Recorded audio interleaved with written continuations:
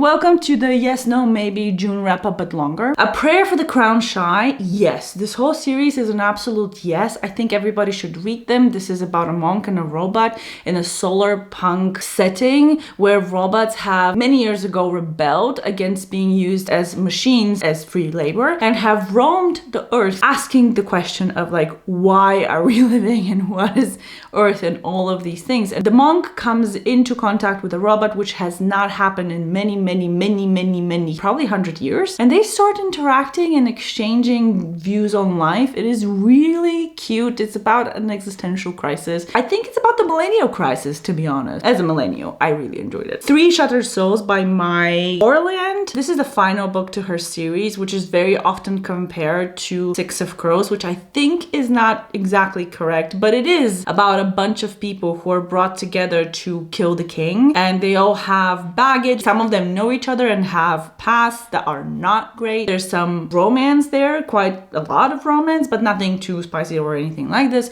It is more epic. It's about conquering and bringing down a kingdom. I was more excited about the first book, and with each book, my excitement kind of went down, but I will still recommend the series. It was a good written series with great ideas. The Man in the Brown Suit by Agatha Christie. You don't know this about me, but I'm massive Agatha Christie fan since I was 14 years old, 12 years old. This was one of the books I have not read before, and I was really surprised because there's a lot of humor in the beginning of this book. It almost sounds romantic because our main character is pining over romance novels basically, and she goes on an adventure just like she always wanted, but it's kind of a murder mystery obviously, and she kind of gets enthralled with some political conflicts as well. Half the book takes place on a ship, if you like that sort of containment that Agatha Christie very often does. I would say I like this book. It started more funny than it ended being, and I kind of disliked that the humor went down a little bit, but other than that, it was an enjoyable read. The Goat in the Bedroom. I started reading this whole series kind of on a joke because they're not serious books, but they're very entertaining, I have to say, with all of the different animals and the innuendos. And this is the newest release I got in June, and it was fun to read. This is about two best friends who start to figure out that they maybe like each other a little bit more, and maybe they should be together. It's fun. This is technically a sports romance. She's into rugby and he's into American football or something like that. How to Write a Love Story by Catherine Walsh is the favorite of the month. I honestly can say that. Together with A Prayer for the Crown Shy. I loved every character depicted in this book. I love the setting. It's Ireland. They're having a heat wave. She has to finish her father's most famous fantasy series of all time. I'm thinking something like Wheel of Time. And he becomes her editor. He comes to Ireland to help her write. Adventures ensue. It's really fun. My bad boy era. This series I also started on like a joke. But I have to say that this book,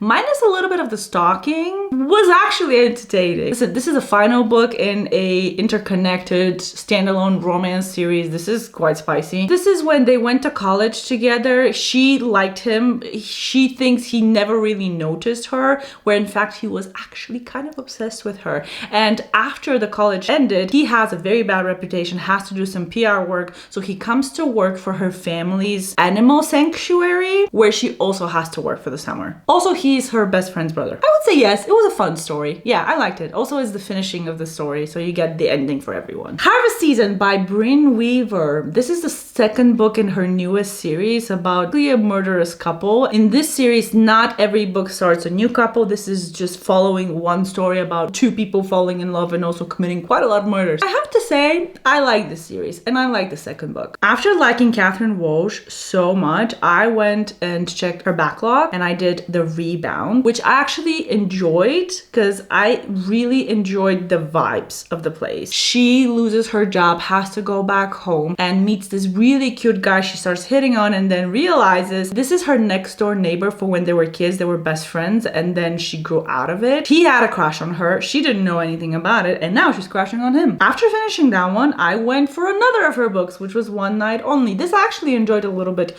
more. This is a one night stand that turns into, oh god, he's the brother of of my best friend's husband, and we find that out at the wedding where she's the maid of honor and he's the best man. I like their story. I like how they got comfortable with each other. This was good. The Unselected Journals of Emma M. Land Volume 8 is a huge yes. The whole series is a yes. This is a slice of life. Nothing really happens. It's very vibey story of Emma M. Lyon, who is, you know, back in the olden days where it's really rare for a woman to own whatever, anything. She's about to inherit a big house in London, only to find out that the uncle who was supposed to take care of her entire estate actually gambled it all away. She also meets a couple of guys, and literally every one of them could be a love story, but instead of focusing on the romantic side, the story focuses on them building their relationship. It's quite interesting, and Emma is very entertaining, funny narrator, and the whole story is written as a journal entries. So that is the formula. She's retelling everything that happens to her. And there's going to be many more of those. How lucky are we? Then we finished the month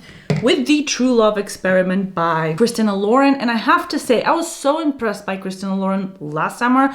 I devoured like 3 of her books. And I was excited to do this again this summer. And I chose The True Love Experiment. And it has a really good premise, which is it's a dating reality show where a romance author is going on different dates with guys who kind of embody different romance tropes. So it's like the second chance, which is one of her ex-boyfriends. There's a vampire. There is the cute boy next door type. There is the hot nerd, things like that. And the point is for her to find love. The public chooses who she vibes most with, but there's also this weird thing about science and experiments, and supposedly their DNA shows matchability or compatibility. That is also a factor. The problem is she's not really impressed by any of the guys, but she is so drawn to the producer. There were a lot of great moments. I overall will say this was a good book, but I kind of expected a little bit more. This was more physical than I expected. This was more just like they were lusting over each other,